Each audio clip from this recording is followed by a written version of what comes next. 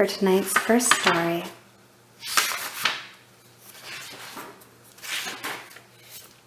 The Pied Piper of Hamelin.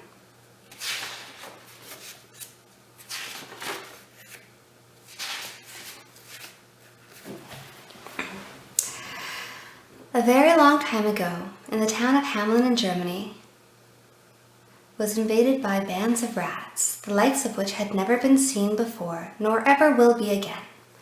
They were great black creatures, which ran boldly in broad daylight through the streets and swarmed all over the houses, so that people at last could not put hand or foot down anywhere without touching one. When dressing in the morning, they found rats in the breeches and petticoats, in their pockets and their boots, and when they wanted a morsel to eat, the voracious horde had swept away everything from cellar to garret. The nighttime was even worse. As soon as the lights were out, these untiring nibblers set to work.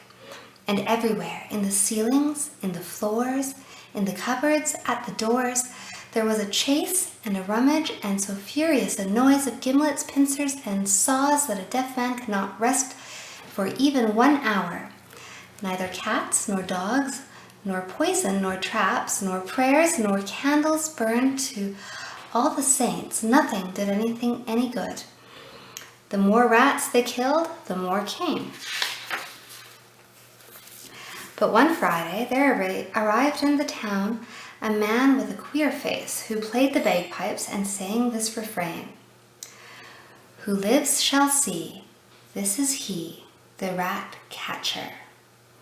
He was a tall, gawky fellow, dry and bronzed, with a crooked nose, a long rat-tail mustache, 2 great yellow, piercing and mocking eyes under a large felt hat, set off by a scarlet cock's feather.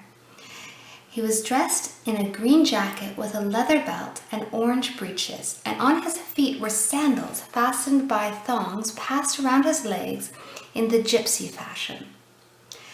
That this is how he may be seen to this day painted on a window of the Cathedral of Hamelin. He stopped in the great marketplace before the town hall, turned his back to the church, and went on with his music, singing, "Who lives shall see, this is he, the rat catcher." The town council had just assembled to consider once more this plague of Egypt, from which no one could save the town. The stranger sent word to the councillors that if they would make it worth his while, he would rid them of all their rats before night fell. "Then he is a sorcerer," cried the citizens with one voice. "We must beware of him." The chief town councillor, who was considered clever, reassured them. He said, "Sorcerer or no, if this bagpiper speaks the truth, it was he who sent us this horrible vermin he wants to rid us of today for money. Well, we must learn to catch the devil in his own snares. You leave it to me." "Leave it to the town councillor," said the citizens to one another, and the stranger was brought before them. "Before night," he said, "I shall have dispatched all the rats in Hamelin if you will but pay me a shilling a head." "A shilling a head," cried the citizens, "but that will come to millions of taler." The town council simply shrugged his shoulders and said to the stranger, "A bargain. The rats will be paid for at 1 shilling a head as you ask." The bagpiper announced that he would begin that very evening when the moon rose. He added that the inhabitants should at that hour leave the streets free and content themselves with looking out their windows at the pleasant spectacle that was passing. When the people of Hamelin heard of the bargain, they too exclaimed, "A shilling a head, but that will cost us a deal of money." "Leave it to the town councillor," and the town council with a malicious air, said the town council with a malicious air, and the good people of Hamelin repeated, "Leave it to the town councillor." Toward evening, the bagpiper reappeared in the marketplace.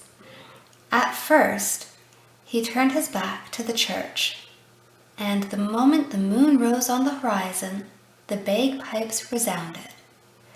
Tra, tra. It was a First a slow, caressing sound, then more and more lively and urgent, and so sonorous and piercing that it penetrated the furthest alleys and retreats of the town.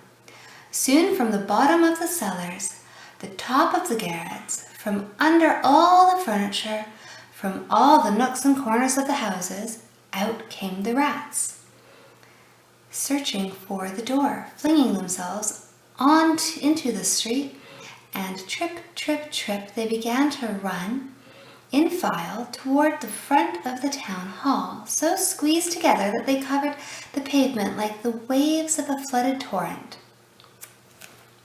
When the square was quite full, the bagpiper faced about and, still playing briskly, turned toward the river that runs at the foot of the walls of Hamelin.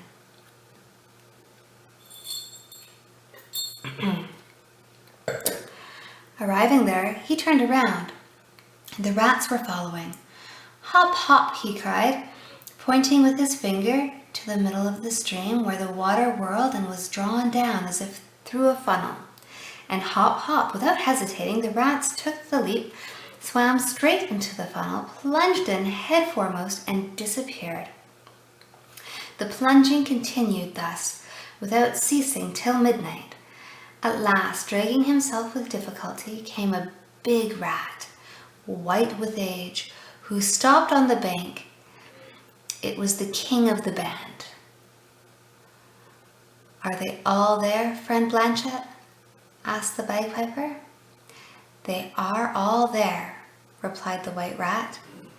"And how many were there?" 990,999. "Well reckoned, well reckoned. Then go and join them, old sire, and au revoir."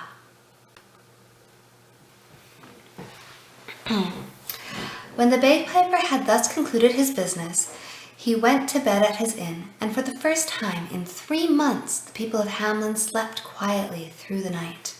The next morning at 9 o'clock, the bagpiper appeared at the town hall, where the town council awaited him. "All your rats took a jump into the river yesterday," he said to the councillors, "and I guarantee that not one of them comes back. They were 990,999 at a shilling a head, reckon." "Let us reckon the heads first. 1 shilling a head is 1 head the shilling. Where are the heads?" The piper did not expect this treacherous stroke. He paled with anger, and his eyes flashed fire. "The heads," he cried. "If you care about them, go and find them in the river." "So," replied the chief councillor, "you refuse to honor the terms of your agreement? We ourselves could refuse you all payment, but you have been of use to us, and we will not let you go without a recompense." With this he offered him 50 thaler. "Keep your recompense for yourself," replied the piper proudly. "If you do not pay me, I will be paid by your heirs." Thereupon he pulled his hat down over his eyes, went hastily out of the hall, and left the town without speaking to a soul. When the people of Hamelin heard how the affair had ended, they rubbed their hands, and with no more scruple than their town councillors, laughed about the bagpiper, who they said had been caught in his own trap. But what made them laugh above all was his threat of getting himself paid by their heirs. Ha! They wished they could only have such creditors for the rest of their lives. Next day, which was a Sunday, they went gaily to church, thinking that afterward they would at last be able to eat some good thing that the rats had not tasted before them. They never suspected the terrible surprise that awaited them on their return home. No children anywhere. They had all disappeared. "Our children! Where are our poor children?" was the cry that was soon heard in all the streets.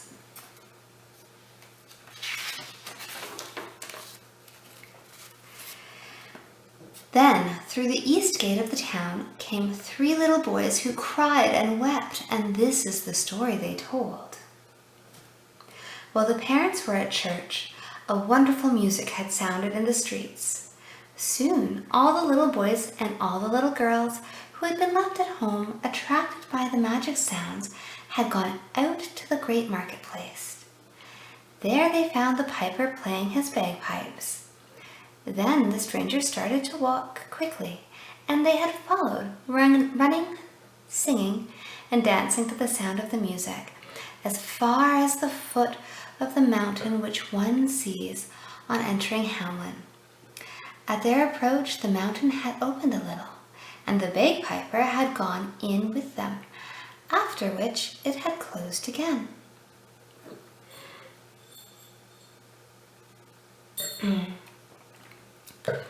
Only the 3 little ones who told of the adventure had remained outside, as if by a miracle. One was lame and could not run fast enough. The second, who had left the house in haste, 1 foot shod, the other bear, had hurt himself against a big stone and could scarcely walk. The third had arrived on time, but while hurrying to go in had struck so violently against the wall of the mountain that he fell backward at the moment it closed upon his comrades. Hearing this story, the parents redoubled their lamentations. They ran with pikes and mattocks to the mountain and searched till evening to find the opening through which their children had disappeared, without success. At last, the night falling, they returned desolate to Hamelin.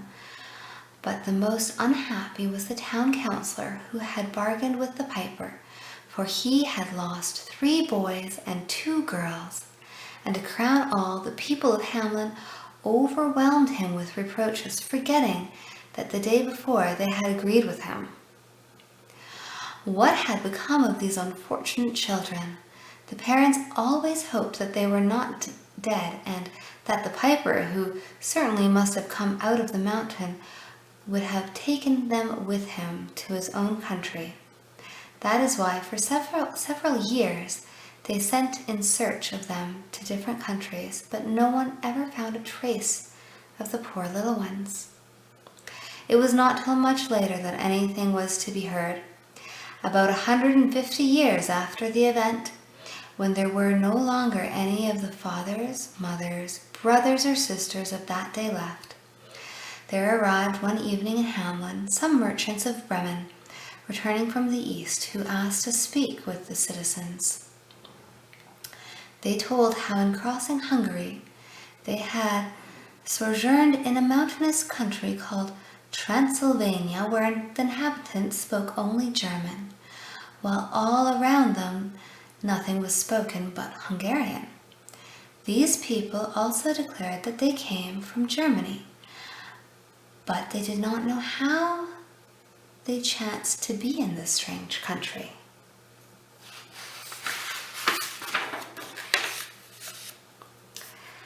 Now, said the merchants of Bremen, these Germans cannot be other than the descendants of the lost children of Hamelin. The people of Hamelin did not doubt it, and since that day they have regarded it as certain that the Transylvanians of Hungary are their country folk, though whose ancestors as children were taken from Hamelin by the bagpiper. There are more difficult things to believe than that. The end.